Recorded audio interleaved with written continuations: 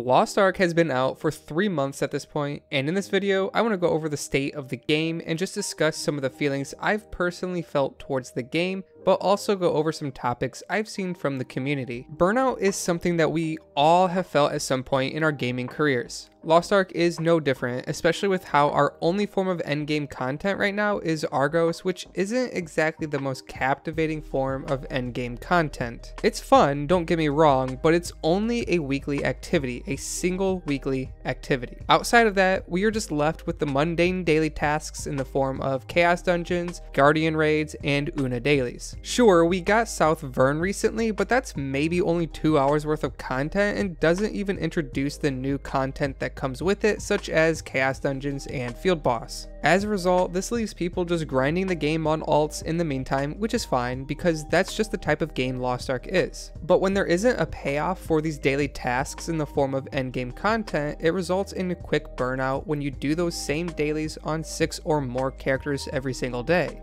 So how do we avoid this burnout? Well, if you are feeling burnt out on the game, consider utilizing the rested system. This would mean you only have to log in on a character once every 2 days before doing your Chaos Dungeons and Guardian Raids. You'd get about 75% of the rewards for a lot less effort, meaning you can take that extra time to focus on other games or activities. Otherwise, it's simply okay to take a break from the game and revisit once more appealing content has been released, such as Vultan or Vicus. Speaking of Vultan and Vicus, this leads me into the second topic I want to talk about with Lost Ark State, and that's the release cadence.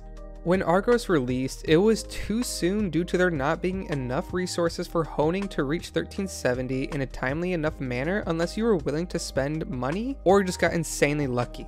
This obviously left a bad taste in everyone's mouth, but now we've had 2 events and the Arc Pass to acquire plenty of resources in order to push main characters up to the 14-15 entry point for Vultan. We've always been told to wait for these Legion Commander raids because this is when the game really hooks you in.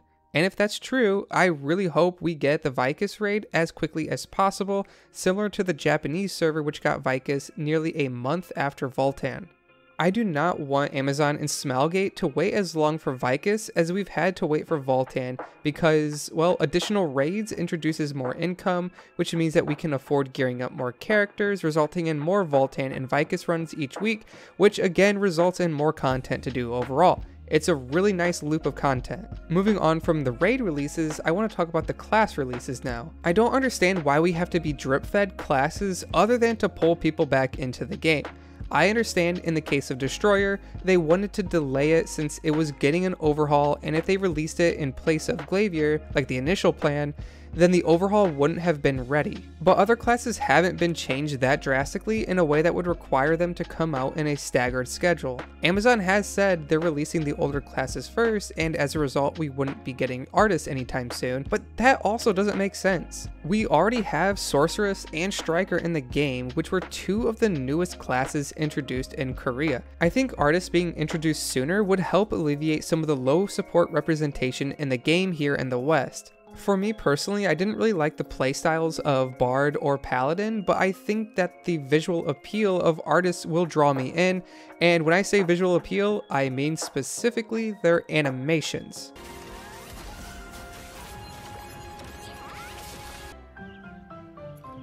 Anyhow, for players to really stick with the game long term, it's best to get all the classes into the game as fast as possible, and I don't know if a monthly release is even fast enough for that. It's not like people are expecting to main swap every new class release. They just want to play the class they think that they'll best vibe with. Moving along, I want to talk about something that has plagued the West since release, and yes, I am talking about bots.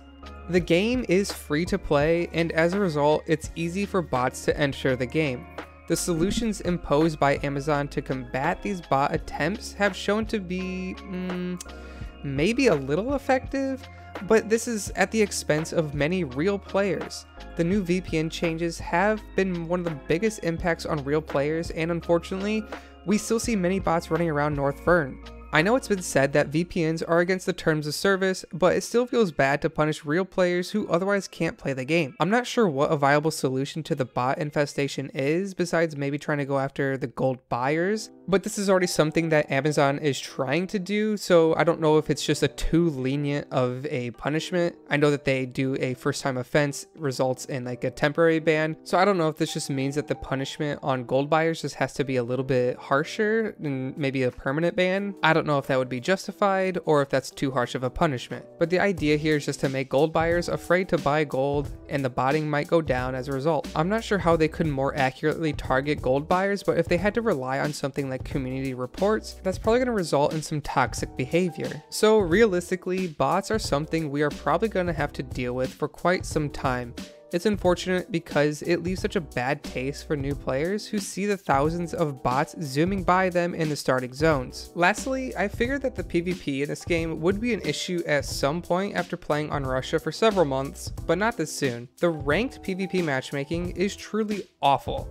I really hope that the higher populations in the West would result in better matchmaking, but I still get games where it's something like 1 diamond and 2 golds on a team. That's not good matchmaking. I'd rather wait a longer queue to be placed with teams that are actually balanced around individual ratings instead of just taking a mix of ratings, adding them up to get the MMR, and then throwing them into a match together. You've probably heard these types of games referred to as the gulag by many streamers because they really don't feel good to play in. This is likely due to a lower PvP population, I understand that, but I'd still rather there be some sort of cap as to how high or low players you can play with. For example, you can play with people 1 rank above you or below you. So someone who is in plat would get matched with either diamond players at a maximum or gold at the least. I think this would make the matches feel much closer since everyone is at least at a similar rating and skill level. No more master level players versus something like silvers and just stomping the matches. Nobody learns from that. In summary, I think Lost Ark is one of the best recent MMO releases, but it isn't flawless by any means. I'm sure everyone has their own gripes with the game, but given enough time, I hope that Amazon and Smilegate are able to refine their communication and release schedules before too many players completely burn out. But this was GooberTroy, and these have just been some of my thoughts on the state of Lost Ark, and I just wanted to say thanks for watching and have a wonderful day.